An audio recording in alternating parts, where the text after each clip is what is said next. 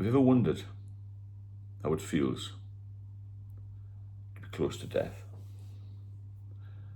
Because this happened to me January 2020.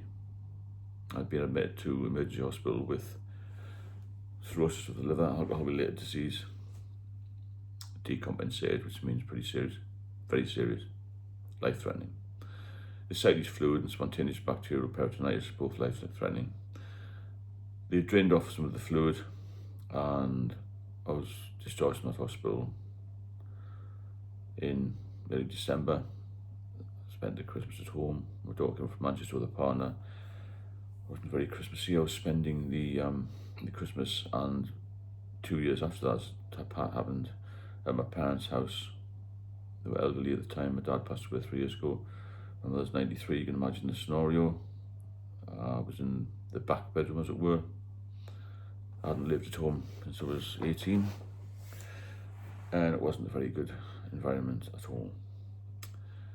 However, I'm just going to go through the New Year, as it were. So from the 1st of January, I started to feel really ill, and I used to feel that I needed to lie down all the time. I had a stair lift, as I said. I went upstairs and I stayed in bed for 7 days. I could hardly walk. I was peeing in a bucket. On the odd occasion I needed the toilet, I used to be able to manage to stagger around by holding onto the wall, as it were. My stomach was getting bigger all the time. I felt dreadful.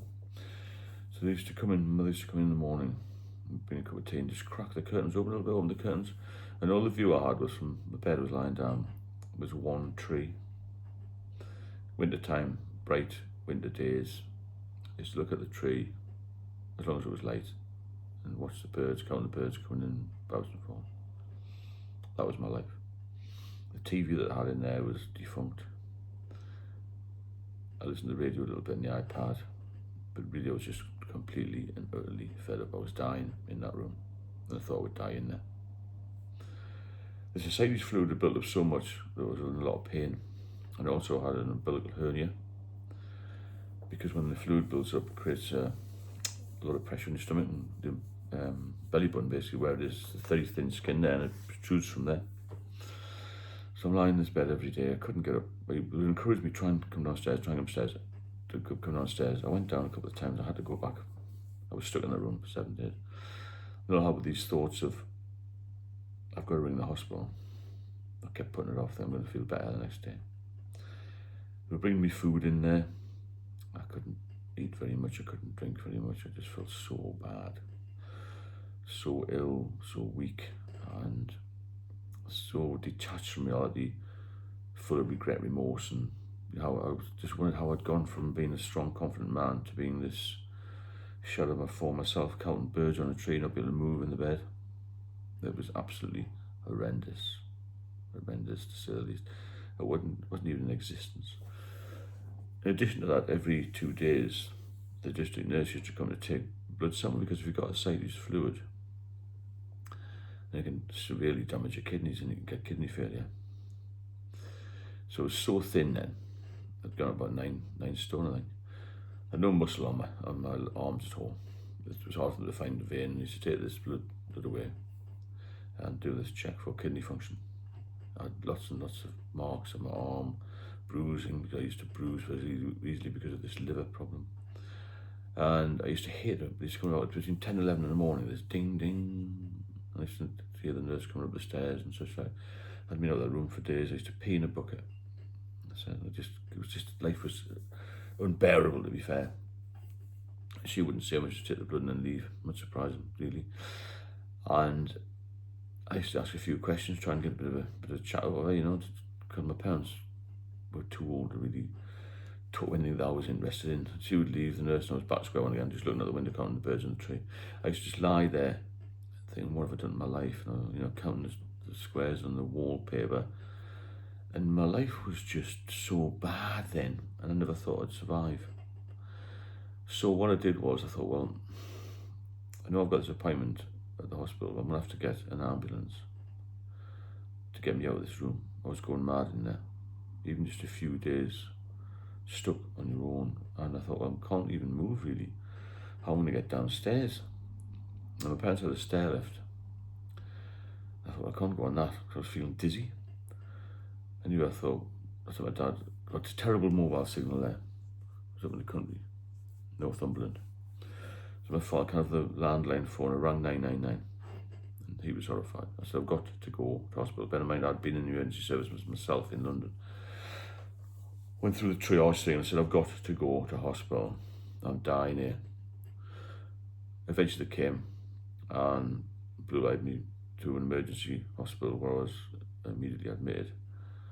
And one of the doctors said, that's an incredible amount of fluid you've got in your stomach. This ascites fluid is things that can't be metabolized in the liver, basically. When your liver's failed or failing or very close to being completely gone, the ascites fluid builds up, so they drain some off there. And he said, we don't normally do any more than one drain every 10 days. We're going to have to have another one in a couple of days.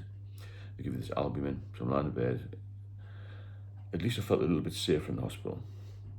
Because I thought, well, they've got experts here. I'm just lying, dying. If we're going to die, I'm going to die here. And they did another drain a couple of days after that. And they started to feed me a little bit. But I still felt horrendous. I had very low sodium levels. And I found out that January, later on in the process, later that year, that in that January I was so close to death. The doctor said you were very, very, very lucky to survive that. It was just the start of COVID as well, and the hospitals were completely hammered with patients. And I was so grateful for being alive, even though I was still hospitalised, because people will say to me, oh, I don't care what happens to me. I'll just have a few drinks, I'll just die and that's it. So you've got to die of something, all this nonsense. The liver disease, death, is a long, long, painful process, and I went through some of it because I was so close to dying. It's a long period of mental health problems, physical problems, not getting out, not functioning, not eating properly, your digestive system's completely messed up. You look terrible, you feel terrible, you feel negative, you feel depressed, you've got no ambition, all of these sort of things. And I always remember, so I get flashbacks of this, so 7 days in that room and all I could do was look out the window between 10 o'clock when I woke up and 3, because the winter time and it used to get dark. That was my day over, when it got dark. I used to just lie in bed, try and get a little bit of sleep, and try and go into a dream. And I used to hope that all this liver problem, all what happened in my life was a dream, and I'd wake up and it'd be all right. And sometimes I used to slip back into the same dream. It's really weird, it's hard to explain how it affects you. It affected my mental health. And when I had a really good dream, I used to wake up and think, oh God, I'm still in this bed, still at this location, still got this, I used to feel my stomach, I've still got this stomach, I've still got this umbilical hernia, I'm still dying. It's a massive warning this to you. If you've got any problems, you've got to seek some help. And I left it too late, to be fair. But it's a miracle I'm here. I should have pushed the doctors more. I should have done more. I should have got myself moving more. But you don't think that when you're trapped with alcohol. It's a message to all of you, really, that, liver disease, cancers, all these problems, heart attacks, strokes, a lot of them are attributed to alcohol. And it's a very preventable disease, isn't it? So if you've got any doubts, you've got to stop. And when you do stop, you'll feel better. But you've got to do it with guidance. If you're like me and you were completely dependent. And life's wonderful, and if you can recover, wow, you've got a hell of a life ahead of you. Because my life every day is fantastic now.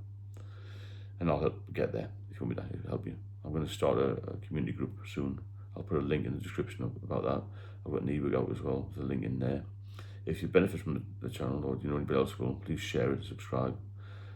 Any questions, drop me a line and I'll get back to you. I also do some one-to-one training, so I'm keeping busy, keeping off the drink, keeping sober. And it's this year it'll be 6 years in October, and I have no inclination or desire to ever drink again. I'll speak to you all soon.